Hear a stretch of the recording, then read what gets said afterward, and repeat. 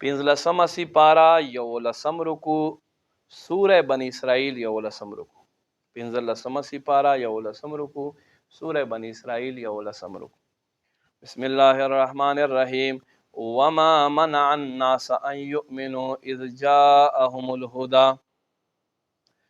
او کوم خبره خلق منع کړل دینه چې دوی ایمان راوړیو سو وخت چې دوی خواته هدایت راغی الا مگر دا ان قالوا عبعث الله بشر الرسول. هغه دا چې دوی وی الله خو راولېږلو رسول یو سړی.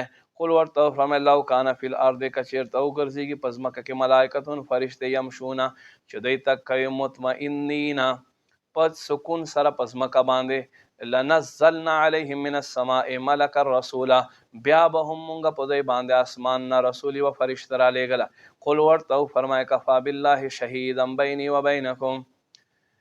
کافی دی زما او ستاسو ترمنځ کې گواه الله. انه کان بعبادی خبیرا بصیرا. بېشک هغه خپلو بندگانو باندې خبر او خپل بندگان ویني.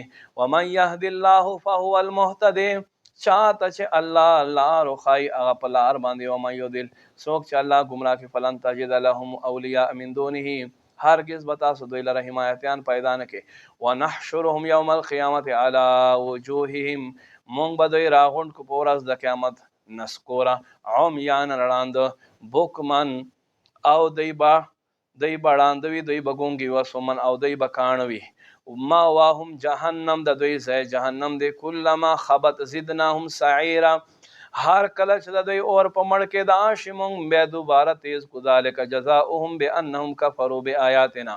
دا بدله د دې خلکو په سبب دی چې دوی زموږ آیاتونو انکار وکړو. وقالوا اذا كنا عظاما ورفاتا. دوی وی آیا هر کله چې مونږ اډو کې شو ریزه ریزه شو ائنا لمبعوثون خلقا جدیدا نو بیا به آیا مونږ دوباره راپورته کیږو په نوي پیدا کې دا سره.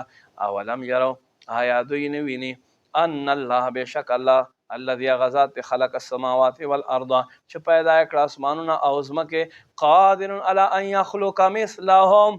دا قدرت لري په دې باندې چې د خلقو په مثل پیدا کی. وجعل لهم اجلا لا ريب فيه. او د خلقو لپاره یو میعاد کې خودلو چې په هغې کې څه شک نشته دی. فابى الظالمون الا کفورا. ظالمان نه مني مگر ناشکري کولو سره.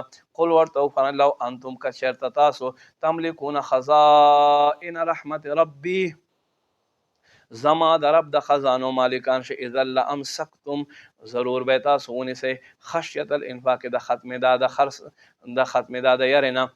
وکان الانسان قطورا. بېشکه انسان غټ کنجوس دی.